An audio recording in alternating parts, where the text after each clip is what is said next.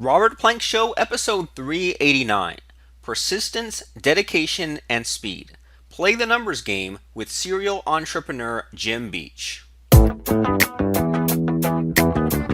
Hey everyone, and thanks for listening. We're talking right now with Jim Beach, and he's the author of a book called School for Startups, and he's taught over 7,000 people to be low-risk entrepreneurs. He has a nationally syndicated radio show and lots of other cool stuff, in which we'll hear about today. So Jim, how are things? I'm great. Thank you so much for having me. I'm glad to have you. And so, kind of like in your own words, can you tell us like who you are, and what you're all about, and all that fun stuff? Well, I've been an entrepreneur since my early 20s. Started my first business when I was 24, when Coca-Cola announced that they didn't want me on their building anymore, and have been doing entrepreneurial things ever since. And I started in about 92, 93, trying to help other people be entrepreneurs. And I have a very particular focus and belief that risk is bad.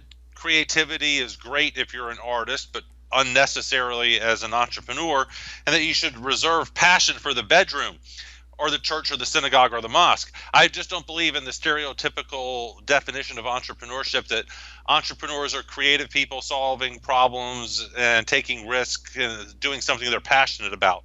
That definition, I just think that it's very counterproductive, that most entrepreneurs copy ideas from other people. As a matter of fact, 93% of ideas are copies of someone else. So you shouldn't wait around for your creativity lightning bolt. I think that you should start your business with under $5,000. And if you're doing anything more than that, you're probably going to lose it. You'll be better off if you started with very little money. And I'm passionate about my family. I'm passionate about my lifestyle, but not the products that I sell. So I think I have a unique view of entrepreneurship, but it served me well so far. Awesome. I mean, there's a lot of interesting stuff to unpack there, and that's pretty unique because yeah, like I think we've all kind of heard that all that stuff about like, oh, as an entrepreneur, you have to put in all this money or take in all these risks or do all these different things, and I can definitely relate to a lot of those successful things that come out are either kind of like better improvements on things that have already blazed the trail, or like combinations of existing things. So I'm definitely right there with you that a lot of entrepreneurs either make things like either too hard or take too many risks or kind of use too much creativity or spend too much money. I can definitely relate to all that stuff. Well, it's a different way of thinking about it, but it frees people from the sofa excuses. Why are you still sitting on the sofa? Why haven't you started your dream business yet? Oh, I will when I get my big idea. When I get that creativity lightning bolt, I'm going to go bonkers. Or I can't, now's not a good time for me to start a business. My kids are about to go off to college, so now's not a good time, so I can't take that risk. Or I haven't discovered my passion yet, but when I do, oh boy, am I going to jump at it. And then those people end up retiring after 30 years at a job, and they get a nice watch, and they've never been an entrepreneur. Changing the focus and the definition of entrepreneurship allows millions of people to be entrepreneurs that otherwise would have sat it out.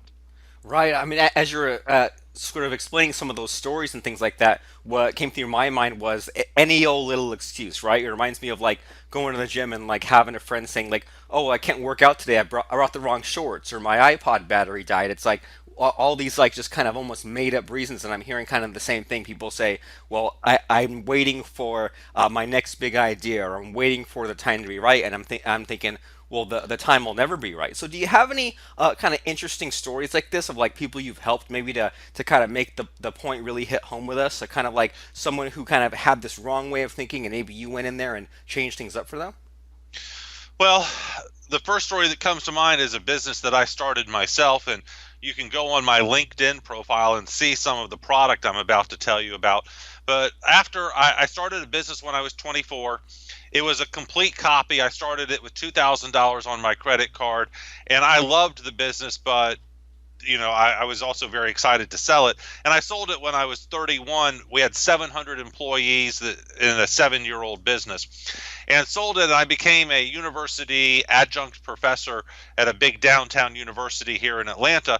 And I made a bet with my class that I could start a business that semester, make it cash flow positive that semester, repay all the startup capital that semester. And the students got to choose the country and the industry that I would start the business in. So they thought it would be really funny, and this was right after 9/11. So they thought it would be really funny if I had to start a Pakistani furniture company. Oh wow. Well, I did, and I was able to win the bet. I was able to become cash flow positive. I repaid all the startup capital. And if I tell people where I got the idea from, they'll agree that that was not really creative, that I stole the idea. But we did something, that was a slight improvement over some of the other things that were out in the marketplace. And I won that bet 12 semesters in a row using these rules: copy someone else's good idea, execute it better, start with very little money. It's I'll go ahead and tell a different story, Robert. I just thought of this. This is a great story. My brother-in-law wanted to own a bar. So many men want to own a bar, but after 2 or 3 years, he had only saved up $5,000, and he said, "You know what? I have to just go ahead and start." So he found a old barber shop. It had a linoleum floor, concrete walls, the exposed metal rafter, and those big circle rings were still on the floor where the barber chairs had been. He rented that dump for a bar and opened the bar with cases of beer that he bought at the grocery store.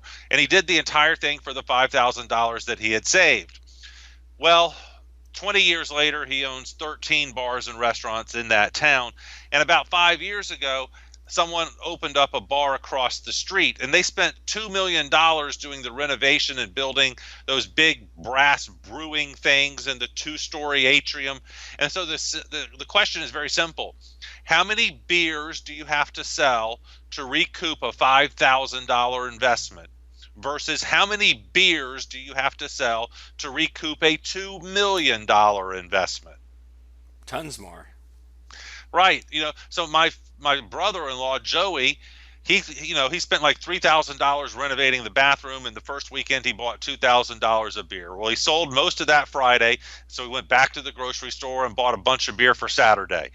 And he kept going and kept turning and turning and turning his merchandise, and now he owns 13 bars and restaurants off of a $5,000 investment. And he's not a bar going type guy. He's a family guy. He goes to bed at like 9 o'clock at night. He's not passionate about it, but he loves the money that he makes. How many businesses have come and gone that have started bars? There was zero risk. He only invested $5,000. Zero creativity. It was a bar like any other bar. He's not passionate about it, but now it supports he and his family tremendously well. And here's one of my favorite businesses that he owns. He owns the ATM machine that is closest to the University of Georgia football stadium, where 70,000 people show up every weekend in the fall. And he makes like $20,000 a day off of that vending machine during football season. So he's done really well following these simple rules. And when you tell people this, they fight it. They're like, no, I have to love what I do. I don't love my businesses. I used to have a purse and accessory business, Robert, and I promise you I don't wear purses. I'm a very low maintenance guy. I'm a t-shirt and blue jeans guy. My wife is a t-shirt and blue jeans girl. We don't do the clothing stuff, but we made a lot of money selling stuff that we're not passionate about. I'll tell you what I am passionate about is I drive 4 carpools a day. I'm there at 2:30 to pick my kid up from elementary school.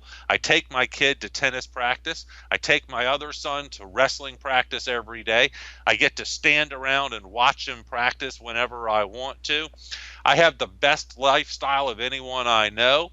My commute is about 1 minute. I go from upstairs to downstairs where my office is. My lifestyle is amazing. I'm passionate about the freedom of being an entrepreneur, not the junk that I sell.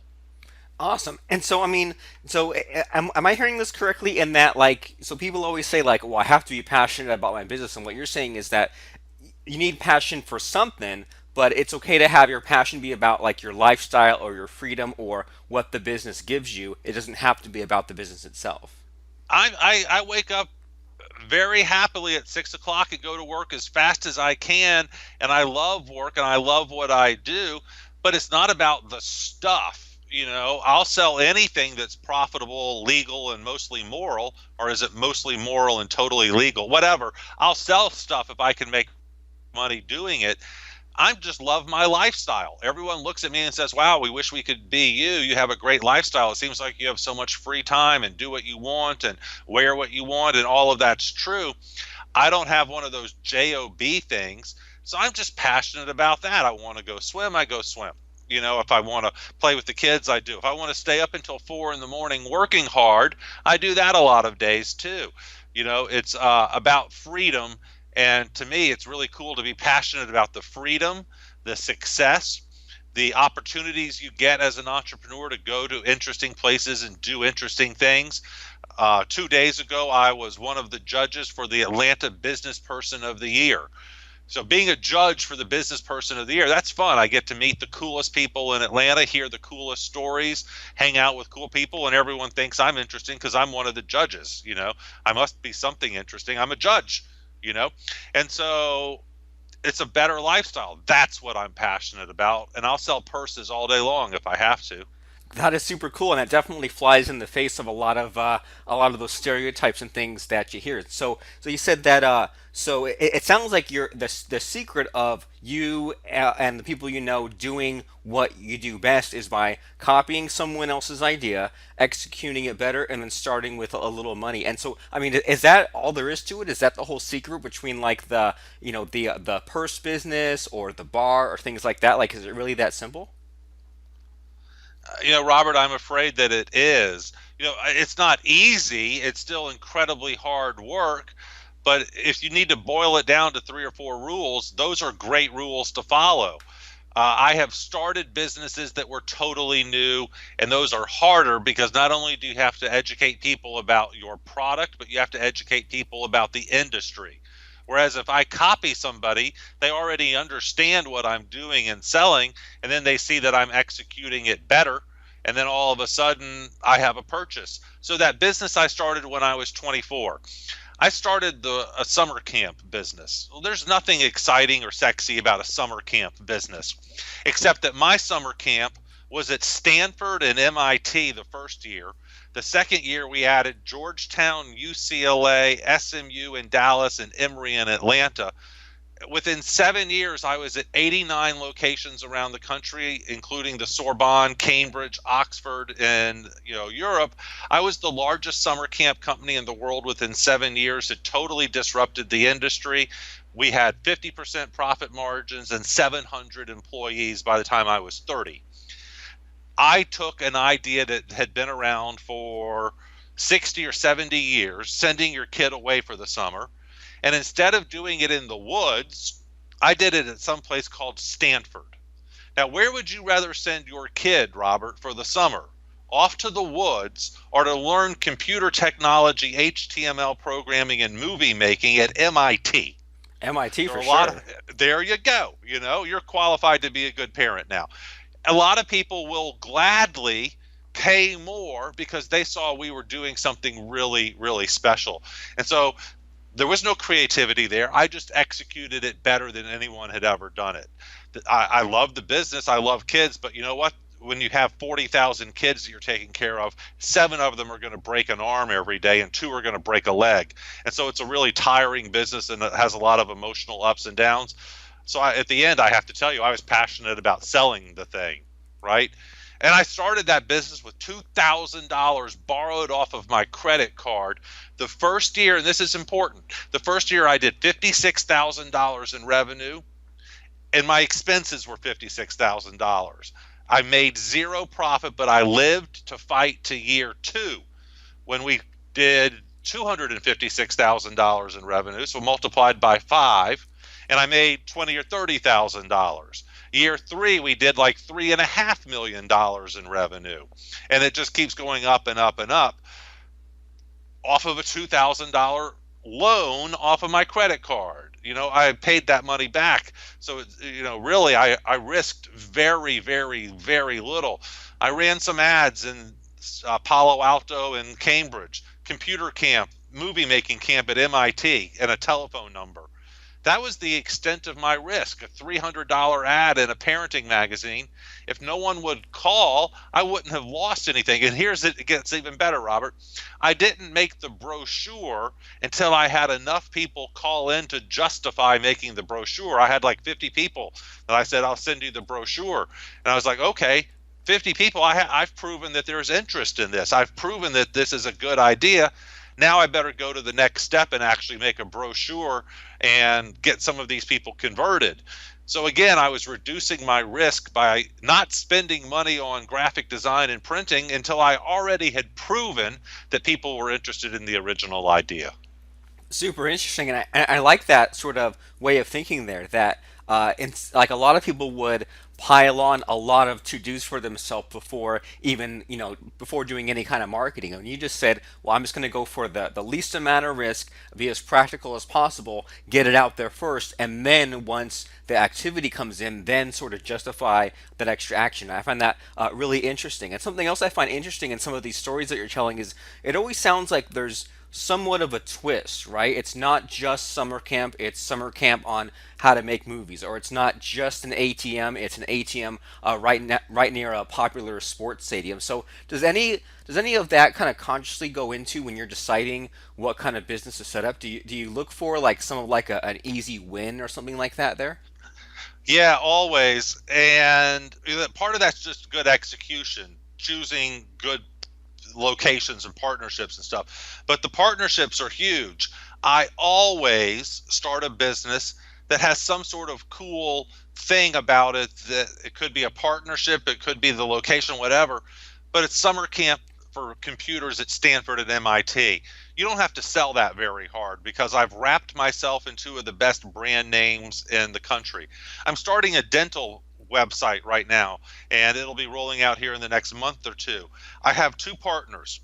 One is the largest dental practice in the United States. They have dental offices. They have about 3,000 dentists working for them in the United States. Partner number one. Partner number two is the third largest dental supply company in the United States. They're going to be doing most of my marketing for me. So what I've done now is I'm utilizing other people's resources, other people's money, reducing my cost, reducing my risk. But when I go to someone in the dental industry and say, hey, Heartland was my first customer, they go, what? That's the best company in the entire industry. And I go, yeah. And they go, well, if Heartland did it, I want to do it too, because there's so much prestige there. Definitely wrap your idea in something that sets it apart, because that's what we're talking about here, is showing that your business is somehow sexier, more unique, more compelling than the other guy who's trying to build a dental website. Other people did summer camps. My summer camp is at the best, sexiest location in every city in the United States. Other people have sold chairs, right? So my Pakistani furniture company, I was not the first person to have Pakistani furniture. I was the first person who bought 100-year-old Persian rugs at flea markets in Karachi, Pakistan, cut them up and used that as the fabric on the chair. So my chair had a 100-year-old, completely handmade original rug on it. And again, go to Jim Beach on LinkedIn.com and scroll to the bottom and you'll see pictures of the most beautiful chairs you've ever seen. Those chairs cost $400 to get shipped all the way into the United States, all costs. Manufacturing, shipping, $400 to get them into the United States. I sold them for $2,400 each because each one of them was a unique work of art. Wow, I mean, super amazing. And so, and a lot of these stories, I'm hearing that you kind of partner with the right people or talk to the people that you need to be talking to. And I mean, do you have a secret to that? Like, is it a matter of following up or networking a lot? Like, how do you get in touch with these people that you need to be talking to? It's about persistence. When the first thing I ever did was at MIT, I needed one of three people to sign a sheet of paper to be my sponsor, quote unquote, at MIT. One of them lived in Nepal.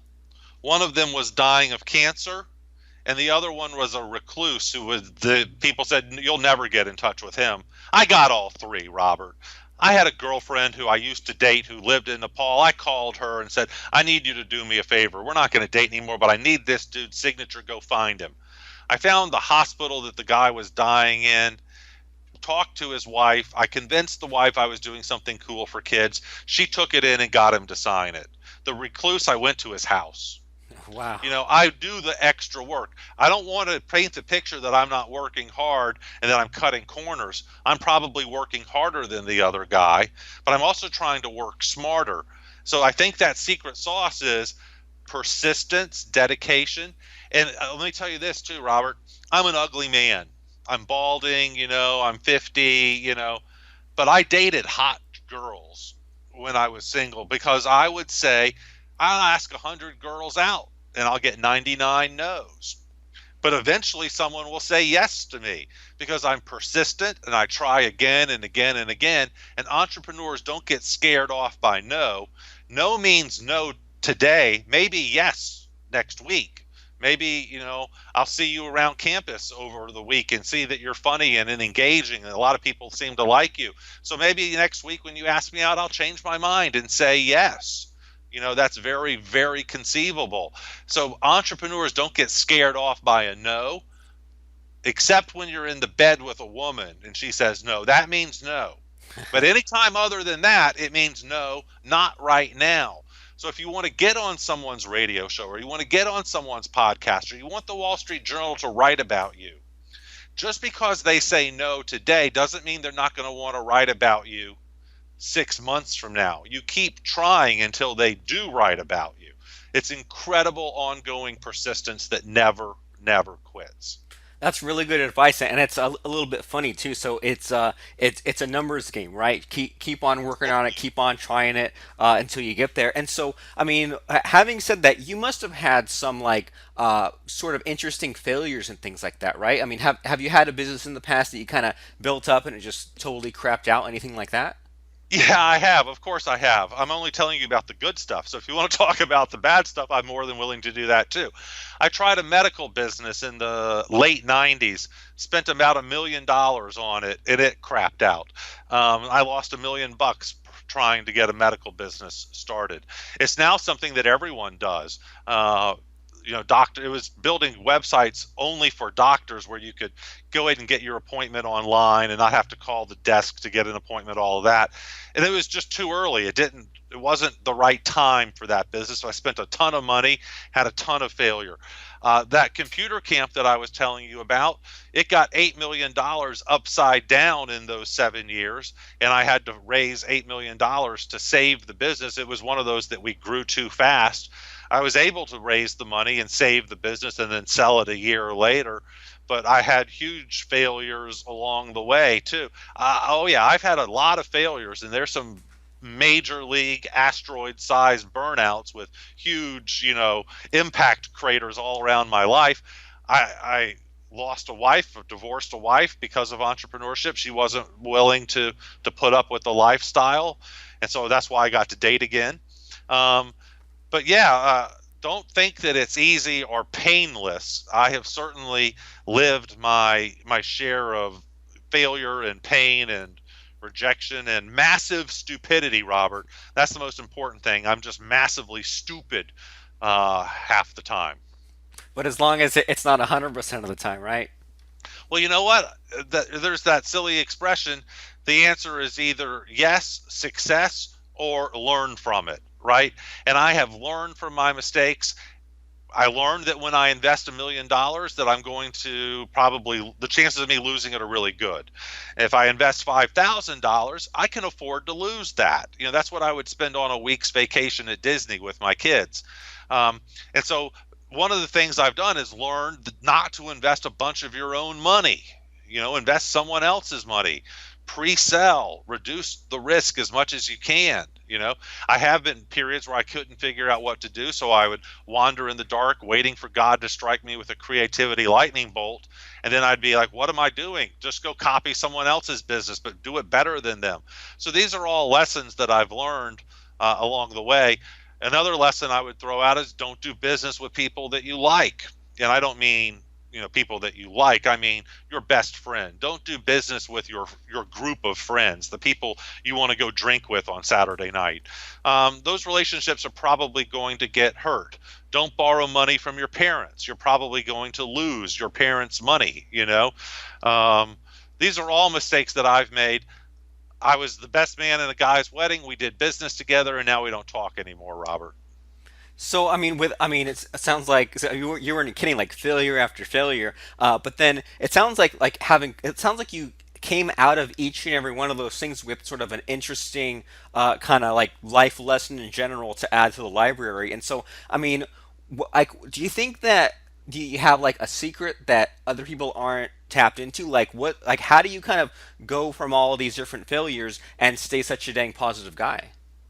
Uh, I do have a very, very, uh, I forget failure very quickly. I just move on from it. So I will cry for a day and then forget about it. And I joke with my wife and I am remarried now and we have four beautiful children, that my wife is my mistake memory. And I'll say, hey, I have this great idea. I'm going to do this. And she'll go, you're such an idiot. You tried that 2 years ago and we lost $12,000 and you spent a year doing it and it was a waste of time. And I'm like, oh yeah, I completely forgot about that. I'm a moron. I forgot about that. But my wife remembers, but I don't, because I'm willing to take 99 rejections to get that 100th person say yes to my sale. Maybe I'm just weird or lucky. There is a great book out there by a guy named Joe Abraham. It's called I don't remember the exact name of it right now, but it's about the four types of entrepreneurial personalities. And he talks about four distinct types of personalities, and I recommend this book highly to people. And in that book, one of the types is a person who forgets the bad things that have happened to them. And I certainly have that going for me, that I don't remember the bad things. I do have a fairly strong ability to move on and keep fighting the fight. The book is called Entrepreneurial DNA, and it's a fantastic book by Joe Abraham. It's an older book now. It's about 8 or 9 years old, 7 years old.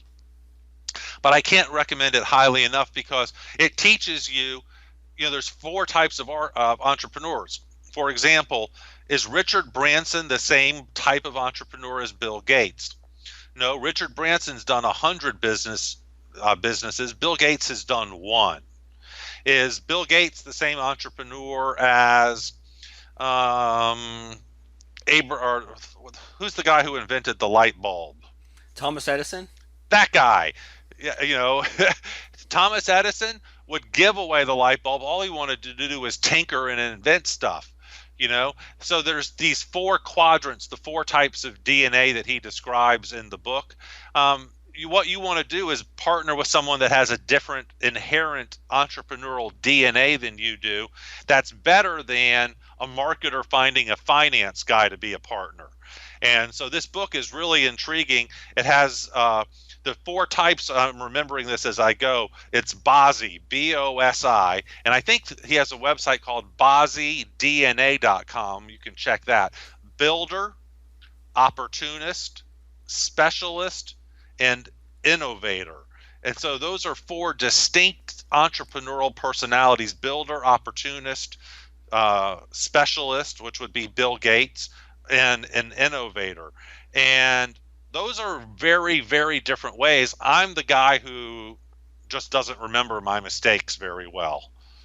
Super interesting, and yeah, I've definitely I haven't heard of that book, but I will check it out. I'll put that in the show notes, and I've definitely thought about that every once in a while. Like sometimes you partner with someone, and there's too much of the skill set overlap, or you butt heads, or there's like too many differences, and like the division of labor isn't clear. And I've always been super interested in those sorts of exercises where they say like, well, are you a circle or a triangle or a squiggle, and then based on that, like you have a different sort of entrepreneurial skill set, and then that's then complementary with someone else you want to partner with, or even like that whole thing of like the four quadrants of creativity. Like some are the Thomas Edison type where they just keep on trying stuff until they hit it, and some are like the Albert Einstein type where they just kind of like relax and go play music and it comes to them. Or some people are like the Isaac Newton type where they'll be like sort of in the background thinking on a problem and then something instantly will happen, like the apple falling on the head. So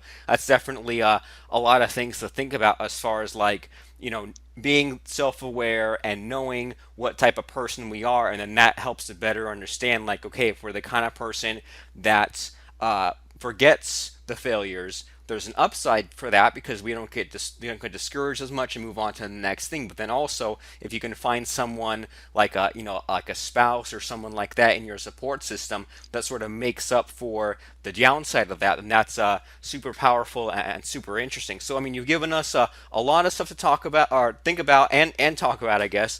So copy something someone else does, execute it better, and then start with little money. And we've kind of gone a little bit over time, and I want to make sure that we get to talking all about you and all about your business and your books and your radio show and stuff like that. So can you kind of tell us if someone has heard some of these interesting stories you had? They're super fascinated by Mr. Jim Beach. They want to know where to go to find out more about you. Where can they go? Where should they go?